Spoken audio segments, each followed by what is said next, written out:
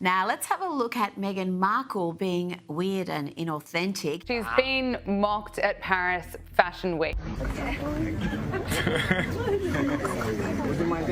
From the outside, it looked like her big comeback. Cameras flashing, lights bouncing off her sharp black heels, photographers circling like it was a royal return, the kind of entrance magazine editors dream about splashing across glossy covers. But inside that room, the mood was different. Way different. She spent the whole weekend posting behind-the-scenes clips, showing angles, controlling the frame, making it look effortless. Yet when the Duchess stepped out and strutted for those cameras, insiders say the energy shifted fast. Stylists later said when Meghan walked in, the air turned icy. No warm smiles, no quick hugs, no excited whispers. Just eyes, watching, measuring, judging. One insider whispered it felt like a room holding its breath. It wasn't applause. It wasn't admiration. It was silence loaded with suspicion. And in Paris, silence hits louder than shouting ever could. That tension set the tone early, and what followed? More awkward than anyone expected. Paparazzi clicked their shots, but even they looked unimpressed. Editors who usually rush for selfies stayed back like something felt off. One insider said the body language told the whole story. Nobody wanted to stand too close, not even by accident. And yes, people noticed the controversial teddy bear styling shown around the brand at the time, which had already sparked public backlash. That detail alone made everything feel heavier. The mood wasn't glamorous, it was cautious. Backstage chatter started building, and it wasn't about fashion. Several accounts claimed her presence felt uncomfortable. Not because of open drama, but because something just didn't land right. She went round Paris in this car. She had her heels kicked up, and you can see that. A lot of people criticized her because she went near the tunnel where Diana was tragically killed. I'm not sure that was deliberate, but it's a lot of people criticized that. One person described it as heavy perfume mixed with stress. Another said the glam team looked worn out, spraying and adjusting nonstop. You can fix foundation, someone joked, but you can't fix that. Whether exaggerated or not, the whispers spread fast. By the end of the night, people weren't talking about Balenciaga's designs. They were talking about Meghan. In high fashion, image is everything. Scandal? That can be spun. Attitude? Sometimes that's part of the brand. But when social whispers turn personal, that's when distance grows. And distance in Paris means exclusion. That's just how that world works. Then came the outfit details, and in fashion, what you wear sends a loud message. Insiders revealed her pieces weren't custom couture gifts. They were borrowed samples, tags still attached, nothing tailored specifically for her. No private fittings, no exclusive treatment. That alone said more than any press release ever could. A-list celebrities usually get couture handed to them because brands want that glow, that influence, that connection. Meghan, insiders claimed, had to return everything after the show. One stylist reportedly whispered, "Balenciaga didn't crown her, they tolerated her." That backstage reality clashed hard with the confident image she projected. Chin up, big smile, like she owned the city. But Paris insiders insist the city wasn't buying it. The glamorous Duchess wasn't being styled as the moment. She was being treated like a temporary guest. And in the razor-sharp fashion scene, that's a quiet but cutting message. The bigger conversation hovering over the event made things even more tense. Critics questioned how anyone could align with a brand facing accusations over inappropriate themed campaigns involving children. How are you protecting children when you are promoting a brand that was accused of inappropriate behavior towards them? Now, look, it's not being received well, certainly not as well as maybe she would have hoped, with some people labeling it a Zoolander war. That debate was already burning online, and her appearance poured more attention onto it. The reception? Not as warm as she might have hoped. The streets talk fast, and this time the talk wasn't flattering. When Meghan left the Balenciaga show, many expected her to fade quietly into the Paris night. Instead, another twist surfaced. Word spread that she had taken a drive through the Alma Tunnel, the very place tied to Princess Diana's tragic final moments. At first, some brushed it off as coincidence, but as one fashion journalist reportedly said, "In this city, nothing is coincidence." And just like that, the whispers grew louder.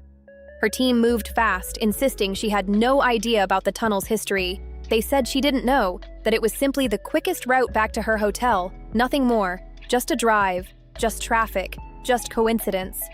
But for people who have followed Meghan for years, that explanation felt thin. Former friends once claimed she studied Princess Diana's funeral footage over and over. Others said she read royal biographies like textbooks, highlighting every detail. So critics started asking the obvious question, how could she not know? One commentator didn't hold back. This is a woman who understands symbols, they said. And the Alma Tunnel? That's one of the most loaded symbols in modern royal history. Online, the reaction exploded within hours. TikTok edits showed Meghan's car driving through the tunnel, cut next to emotional clips of Diana's final days, all set to dramatic music. On X, hashtags started trending fast. Some called her bold, others called it calculated. One viral post read, "It's one thing to admire Diana, it's another to cosplay her tragedy." Well, look, this is the same woman that tells us she's Diana 2.0. Shouldn't she be aware of something like this? Well, I think you've got to get the princess pouch, don't you? You've got to work on that. Brilliant Ben Stiller movie and those glorious moments as they strut their stuff, all sorts of things. And people come with their own prejudices about the megalomania, as I call it each time. That line alone lit up the internet. The backlash wasn't mild curiosity. It was outrage mixed with disbelief. The kind of reaction that spreads faster than any polished PR strategy. In Paris, the tunnel story didn't feel small. It felt seismic. This city holds Diana's memory close. For many Parisians, the Alma isn't just concrete and traffic, it's sacred ground. Local tabloids questioned the timing. International outlets carefully speculated whether the drive was staged or simply careless. Photos showed her riding through Paris, relaxed in the back seat, heels up. Critics quickly connected the dots. Why step anywhere near that location if you know what it represents? Why invite that comparison again? One editor reportedly told colleagues, "This isn't branding, it feels like obsession." To some observers, her Paris appearance stopped being about fashion altogether. It became about symbolism, about narrative, about rewriting history one image at a time. But here's the twist. Instead of strengthening comparisons to Diana, it reminded people how impossible that comparison truly is. Longtime admirers of Diana reacted sharply. Comment sections filled with blunt words. "Diana was loved," one person wrote. "Meghan is acting." Others turned their focus to Prince Harry. They questioned how he could stay silent. If Harry gets emotional speaking about that tunnel, how could this even happen? One viral post read, collecting thousands of likes. Also, this is the same town that her mother-in-law passed away in. Prince Harry says it was due to paparazzi, and Meghan's literally chasing these flashbulbs throughout the city.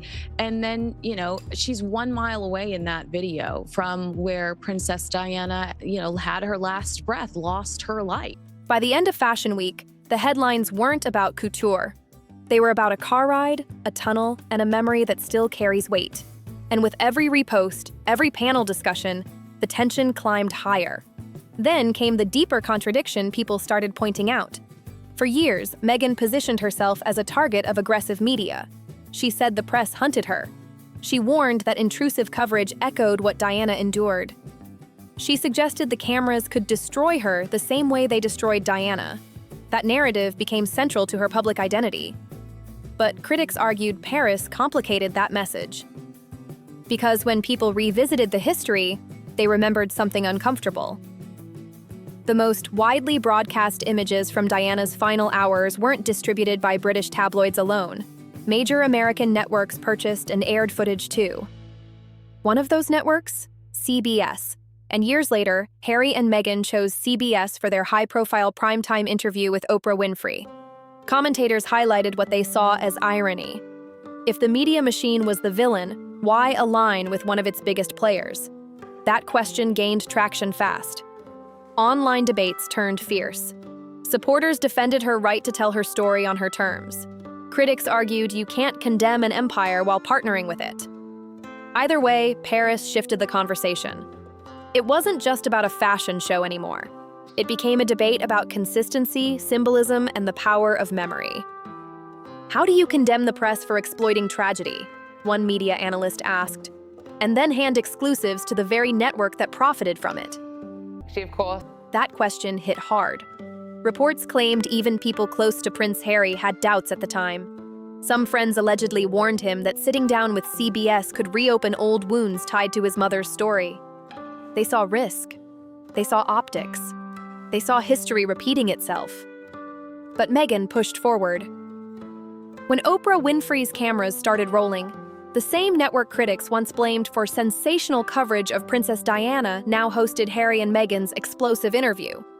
The broadcast became a global event overnight. For critics, it wasn't just awkward timing. They called it hypocrisy playing out in prime time. And online? People did not miss the connection. Reddit threads started pulling old headlines from the 1990s. Users posted archived CBS coverage side by side with clips from Meghan's Oprah sit-down. One viral comment read, "She blames tabloids for Diana's suffering, but partners with a company that aired her final moments." That post alone sparked thousands of replies. The debate jumped platforms fast. TikTok breakdowns, X threads, YouTube panels. The narrative building was clear. Some viewers felt the message didn't line up with the move. Industry insiders began whispering too. One Hollywood publicist reportedly told Variety, "Authenticity sells, hypocrisy kills." In their view, the CBS partnership marked the moment Meghan's credibility started to slip. And when Paris brought Diana's symbolism back into headlines, that credibility took another hit. Critics argued the pattern was becoming harder to ignore. There were also claims floating around that some of Meghan's speeches and humanitarian messaging were heavily assisted by professional writers. That's common in celebrity circles, but insiders suggested she demanded perfection without always offering direction. Former staff described high expectations and shifting goals. Whether fair or exaggerated, those stories added weight to the criticism. Combined with the CBS debate and the Paris tunnel controversy, the optics weren't helping her brand. Fashion insiders saw something else. They say front row seats at Paris Fashion Week aren't just about fame. They're about cultural gravity. Designers align themselves with figures who elevate the room. And according to critics, what Paris sensed around Meghan wasn't pure glamour. It was contradiction. That perception changed the tone of the week. By day 3 of Paris Fashion Week, the buzz around Meghan Markle had shifted completely. It wasn't about her outfit anymore. It wasn't even about the tunnel. It was about what insiders called the cold shoulder. Designers who usually compete for celebrity attention seemed distant. One photographer claimed, "I've never seen a duchess standing alone in a lobby that long." The image spread quickly online. Photos showed Meghan, chin lifted, cameras flashing, yet noticeably isolated. Social media wasted no time. Side-by-side posts compared her to heavy hitters of the fashion world. Rihanna wrapped in custom couture, Zendaya embraced by Valentino's creative team, Kim Kardashian surrounded by Balenciaga insiders. The captions were sharp. One read, "One of these women was invited. The other borrowed the invite." That was awkward. Let's have another look at it.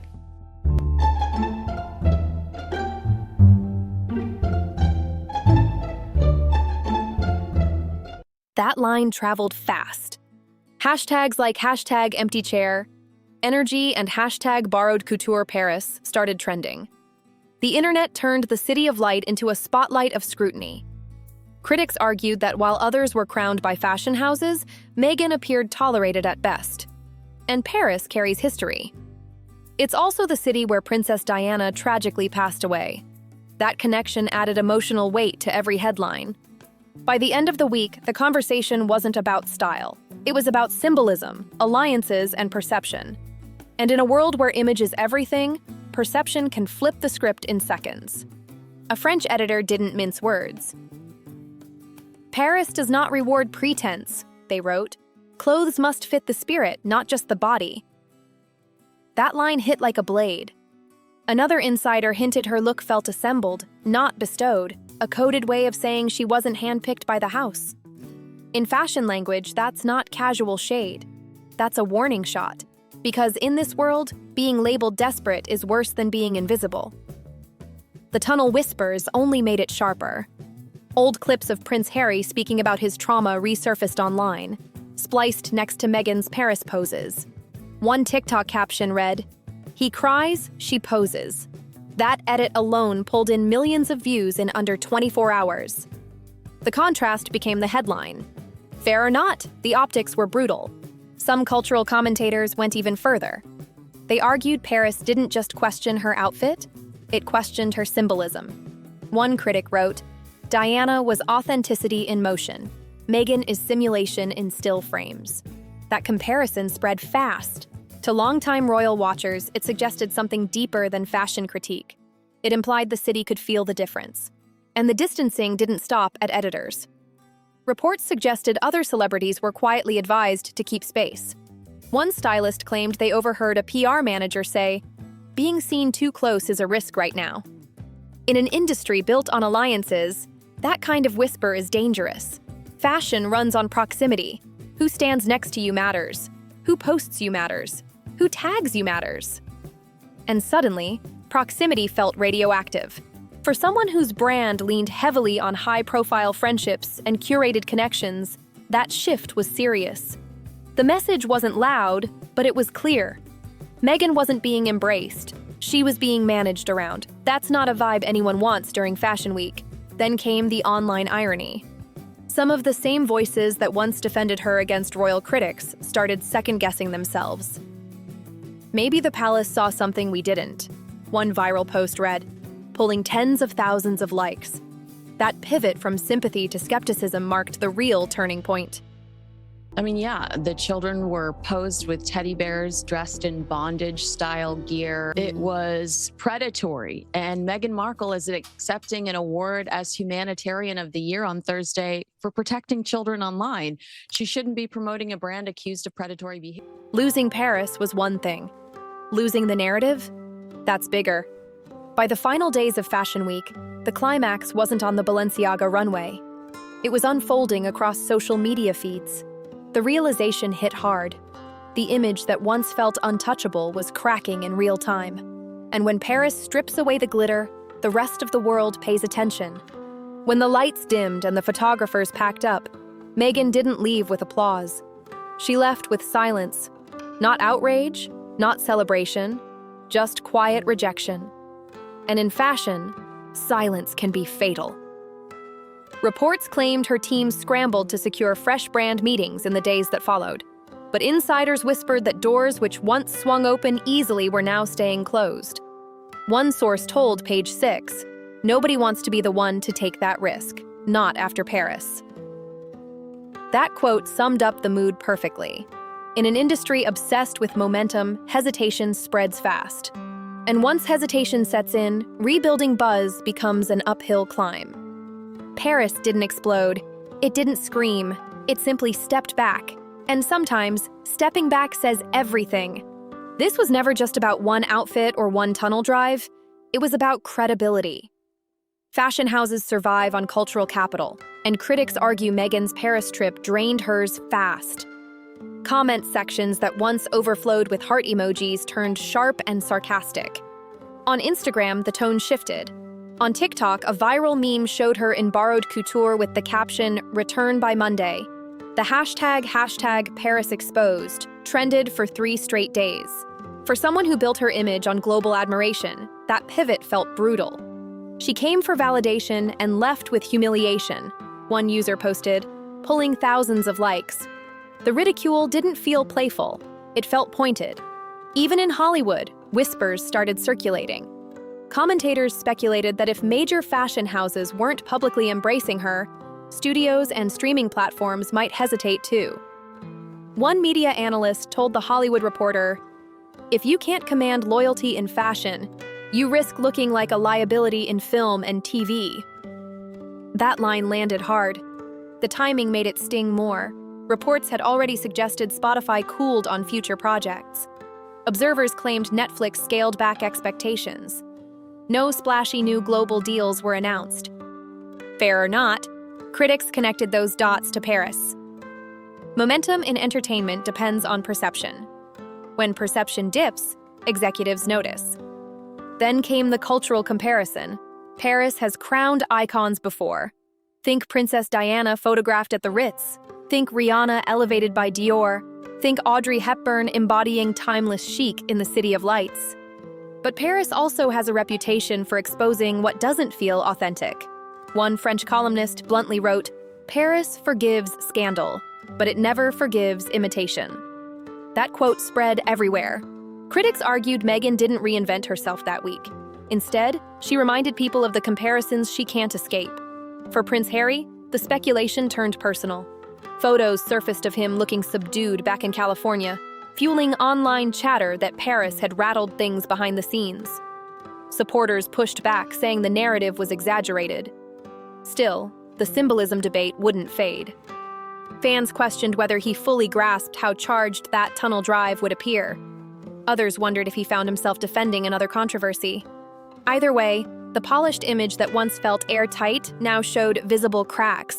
The Duchess who once seemed untouchable stood under a harsher spotlight. And when mystique fades, reality steps in. Paris didn't explode. It didn't stage a dramatic takedown. It simply shifted its energy. Meghan arrived aiming for a glamorous reset. Instead, the week became defined by whispers, memes, and social distance. Paris gave her attention, yes, but not the kind that builds legacy. And here's the real twist. When Paris turns its back, the rest of the world watches closely. If one borrowed outfit and one controversial drive could spark this level of reaction, imagine what happens when Hollywood's spotlight sharpens again. Subscribe now, hit that like button, and stay locked in because the next chapter in this story might be louder than the silence Paris delivered.